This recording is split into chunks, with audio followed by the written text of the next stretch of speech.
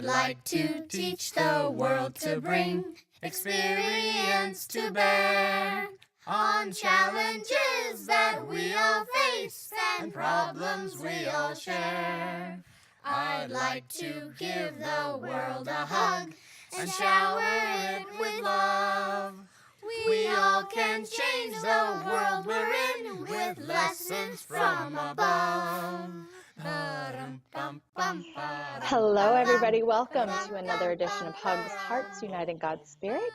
It is such a blessing to have you here each week and to have you share these hugs. I just want to thank you so much for getting further and further reach around the world, and it's been such a joy to hear from you. I love hearing your comments. I want to hear more of your comments, and so do my guests, whether you're listening to this week's program or last week's program. We want to hear from you because this is how we get to know what you want. This is how we get to help you and answer your questions. This is how we get to walk further with you because you're really, really important to us. So I just want to thank you for being you and listening to this hug and all others. So if you don't know me, who is this woman thanking me for being me?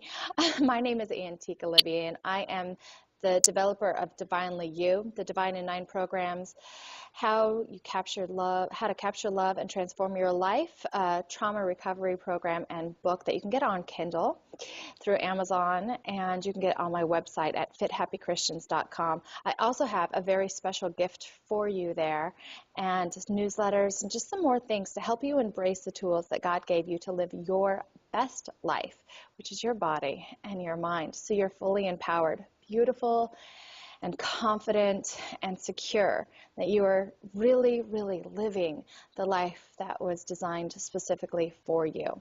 And each week I link arms with amazing people from literally around the world. I feel so blessed to be able to spend this time with them that are really holding the space for us all to live into this divine reality and create heaven on earth. And this week is no different. So right here beside me, this beautiful woman here beside me, her name is Henriët, and she is a Methodist pastor, a speaker, the president of Semper Vita Institute, and the author of The Story Lives, Leading a Missional Revolution.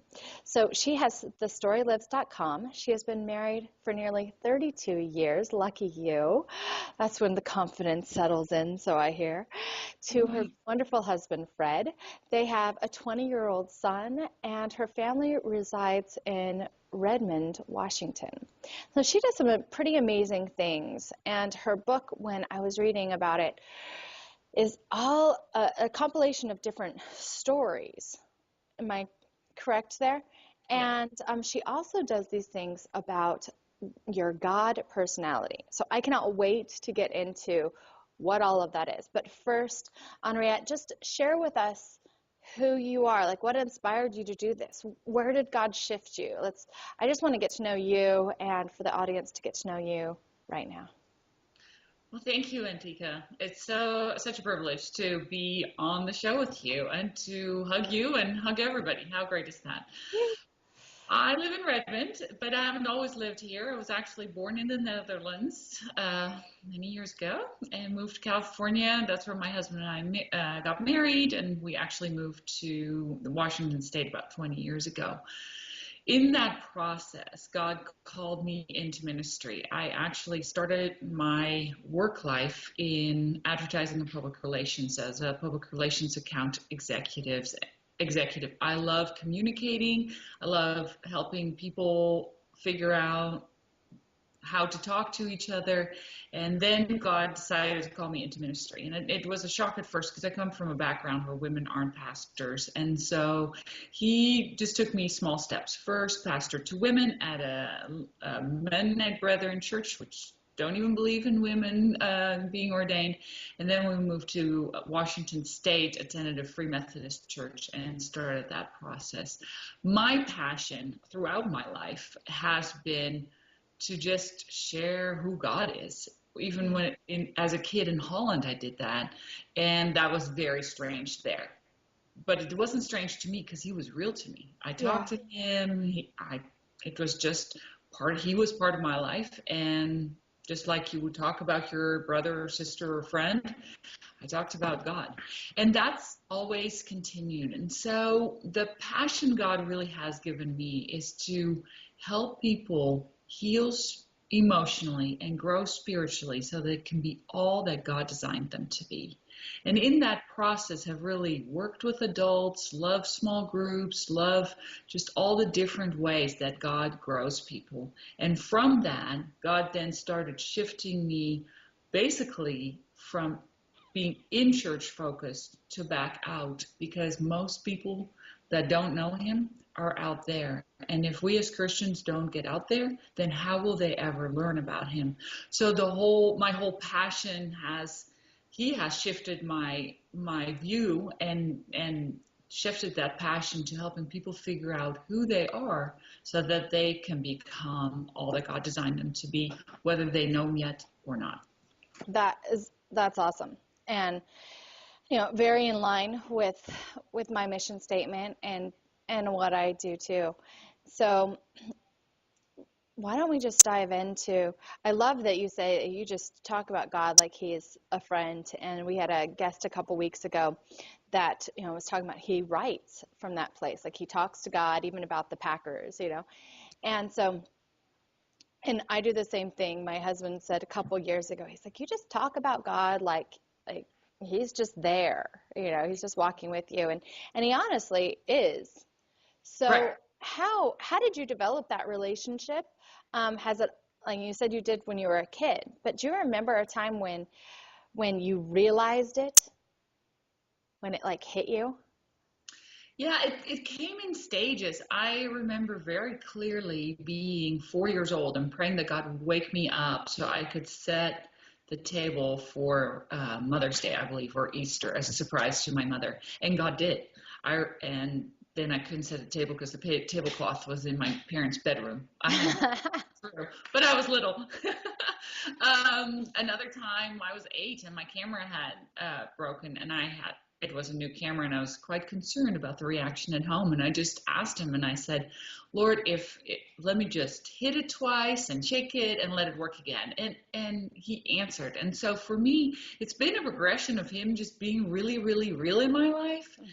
Then when I moved to the United States, I learned how to be a Christian. I hadn't known that you needed to ask Jesus into your heart to be your person here. That part had just been skipped in my upbringing. So when I learned that, it was like, oh, well, of course, I believed in him. I just didn't know to pray the sinner's prayer, if you will. So I did that in high school, and I remember being at a church where a pastor was talking and saying that he was going to a gas station, and people said, Richie, one of these days you're going to have to tell us what you do for a living, because he was so real. And I remember thinking at that time, I wish I was a pastor. It would be easier. Because what I had learned moving from Holland, where I just talked about him because there were no church rules, to coming to the United States, where I learned how it's supposed to be done in church. And I learned that talking to non-Christians meant you had to try to get them onto the conversation of Jesus, convince them that they needed him, and pray the prayer all in one sitting. And I could just never do that. So I thought, well, I'm really not a very good Christian. I don't have the gift of evangelism. And I got really scared basically about talking to non-Christians, and then started focusing my attention on Christians inside the church. And so the awakening really for me was when I went back to Fuller and got my master's of arts and global leadership, and it was really a missional degree, where I realized, oh, we live in a postmodern, post-Christian environment like the one I'd grown up with. And you just talk with people. You just live your life in front of them, and they will ask the question, just like that had happened to that pastor. And that's really the biggest shift in me. It wasn't God wasn't real and now is real. He was always there. It was more of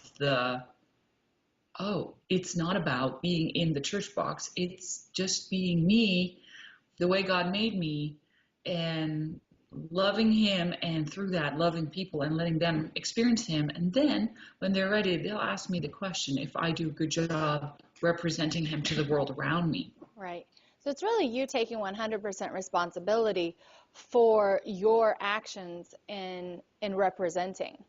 Yes. And when you mess up, which happens, yeah, to take responsibility and say, wow, I really blew it. Yeah. I had this with my son just 2 nights ago where we got really angry with each other and we said some things that shouldn't have been said. And I just told him later, you know what? God very clearly said, trust me. And I very clearly just decided I was angry and I wanted to do it my way. And now we've got a big mess. So I apologize. I was disobedient. And Yeah. even when a person isn't ready, that still has impact. Like, wow, that's different, Yeah. Yeah, absolutely. One thing that is really prevalent in my ministry is teaching people how to take responsibility. And I didn't realize like how good I am at being responsible until it was pointed out to me. But it's one of those things like, talking to God like you my whole life, it was just there. It's just taking responsibility was just something that was there. I didn't think anything of it. I thought everybody could do a juice fast. Isn't it just easy to fast? Come on, you just do it, and everybody could work out each day. You just choose it and you just do it, and it's turned out like no.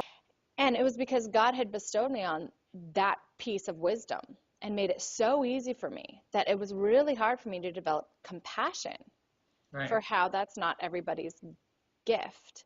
And your gift was really sharing God, freely with the world, which you're doing now.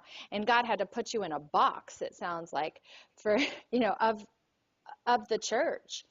And, each denomination has their own box and rules, which Right. is what makes it so prevalent that it's man-made, you know, Mm-hmm. because the God rules are simple. Mm-hmm. There's, 7 or 10, depending on which ones you want to look at. So anyway, but we get in that box, or I get into these situations where I'm just frustrated with my clients and judging them and feeling horrible about judging them and not understanding why. And then he takes us out of that box and he says, now you can actually just live with that compassion. You can live with that free speaking. And I think that's where our true love and true ease comes from, when you step into your God-given, I guess, personality, which leads us into that beautiful question. What do you mean by God personality? What are the God personalities, or are there like personalities?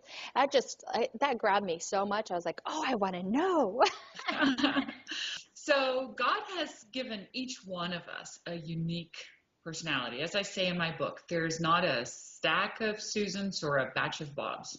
We are all unique. And unique has been so bastardized that we all want to put a word in front of it, but unique is just that, unique.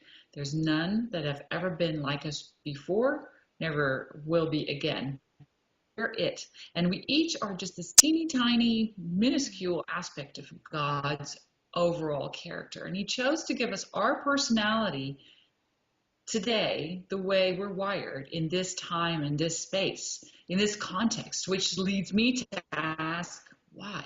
And it's made me just hugely passionate to help people figure out, so what makes you you? What makes me me? So I'm a Strength Finder Myers-Briggs coach, and so Strength Finder, you people get to find out their top 5 strengths, which indicates what their best self is in the world. So when I heard you talking about why can I take responsibility so easily and others have such a hard time doing it, immediately I'm thinking, well, you probably have the strength of responsibility, which means if your name is on it, it will be done. It will be done right. It will. I don't know about right, but I will get it done. Right in your mind. What your definition of that is like you'll take ownership. It's No, there. I was just joking. So that might, yeah, I know, but it might not be your strength, but it's just interesting. And so giving people that gift to say, this is what you're naturally good at. And this is your personality. And let's use Myers-Briggs to just kind of figure that out, to give you language. And then these are your spiritual gifts, what God's job assignment is for you. It sets people free. Yeah. And so the book called The Story Lives, yes, every chapter starts with a story. And it's really about how each one of us is wired unique. And with that, we get a unique assignment to be lived out in the world so that people who do not yet know Jesus can experience him based on who we are. And through our stories, his story lives. And so it kind of all ties together.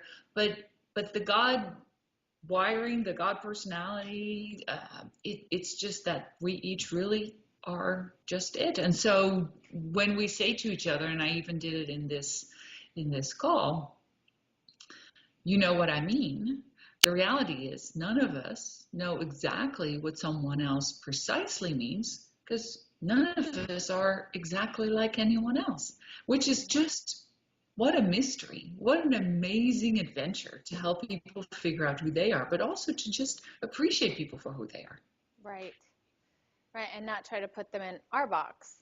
Exactly. Because we all have our own little "what do you mean" box, I guess. Yes. Too. I just had that picture flash, like, oh, so you have compassion for people where they are. So I've taken the Strength Finder. I don't remember my type 5, but it was part of a business training that I went through a couple of years ago. And Myers-Briggs, I think I've done that one, but I'm not sure. B&I and No, my husband did it. I have never actually done it, but it's been mentioned to me many times. My husband did it, and people have told me, "Oh, you are this, this, and this," but since I've never actually done it, I don't really have an idea for sure. They're all speculation. Yes. So that's part of the God personality. The story lives is about how God lives through us and our God personality, and how individual it is. And what else does the book walk us through? Who is the book for, I guess? The book is for Christians, Christians who are serious about living their life, and actually specifically within that section, Christian leaders.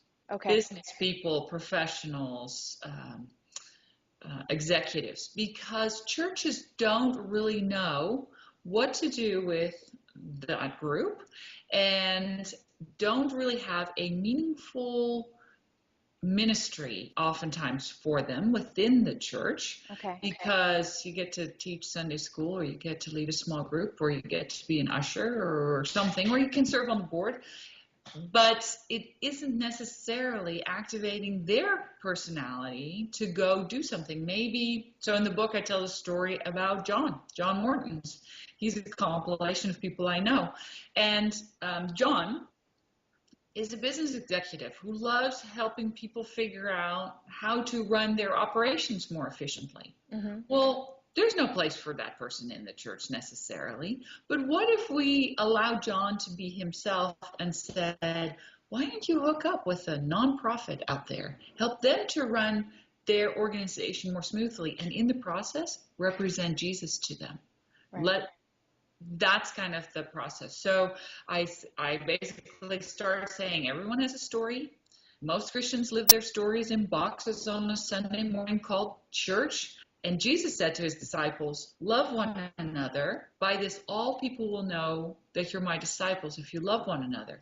Right. Well, but how's that happening for Christians? Because we hide in a box on Sunday morning. So people aren't actually seeing us love each other. They're just seeing us drive to church and possibly in a rush, cutting people off because we're late. I mean, it's not necessarily witnessing to Jesus' love.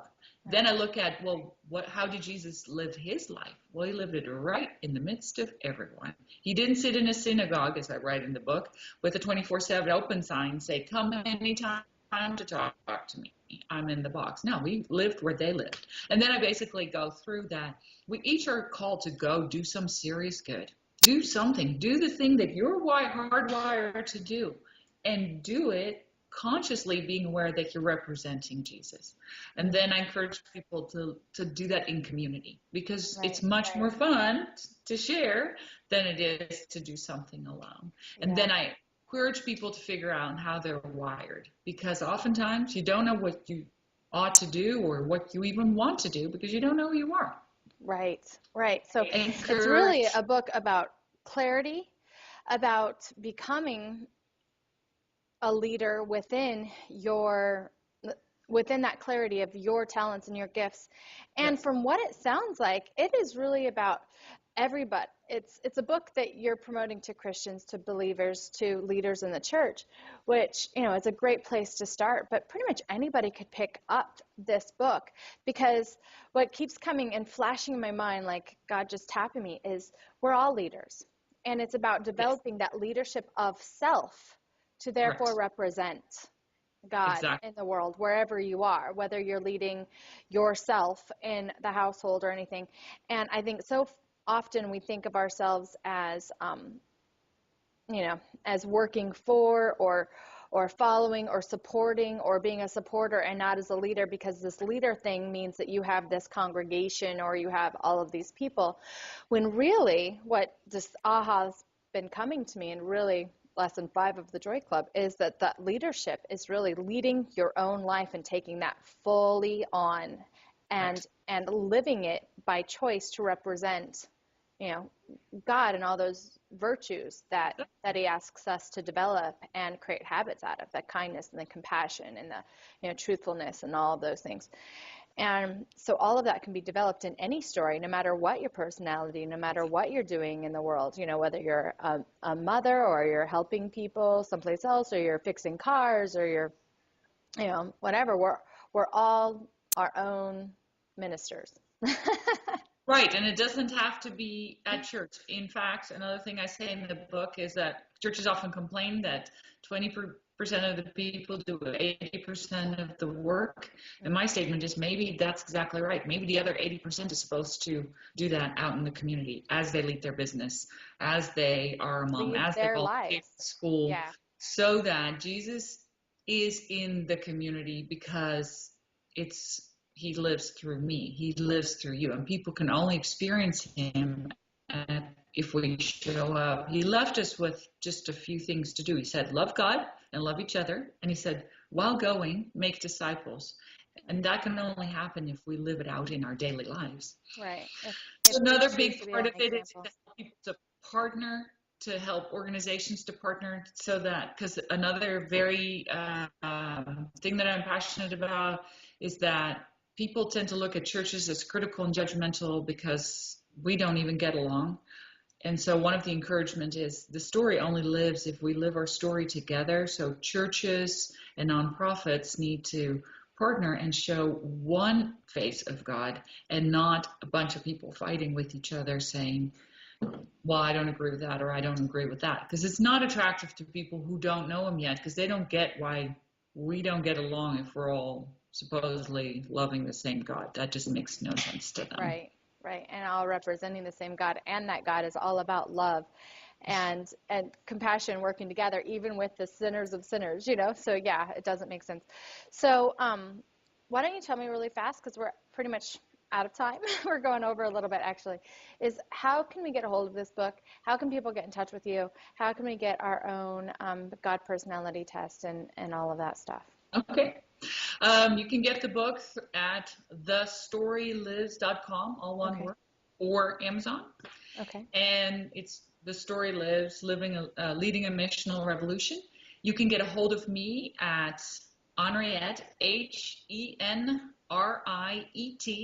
at thestorylives.com. Okay. And talk to me about the book, or find out how to set up a coaching session with me to discover more about how you're wired. Awesome. And I'm going to have all that information here on the HUGS page. So if you're watching this on YouTube, just jump on over to fithappychristians.com, click on HUGS, and her interview will be right there on the top, and you can click on that. If you're watching this in the future, you can just scroll on down. Her interview will be live there too, as well as all the rest of our interviews. So Henriët, thank you so much for being on HUGS, for joining me here. I just love that we all have that that personality of God within us, and can lead a life that is really vibrant and awesome and divine. And I truly, truly believe that. And I just love that I got to link arms with you, because we're both training people up in this beautiful love of themselves. So as a trainer there, I have a very, very special gift for you. if you haven't already taken advantage of it and jumped in, I want to give you a course that I call Embrace You.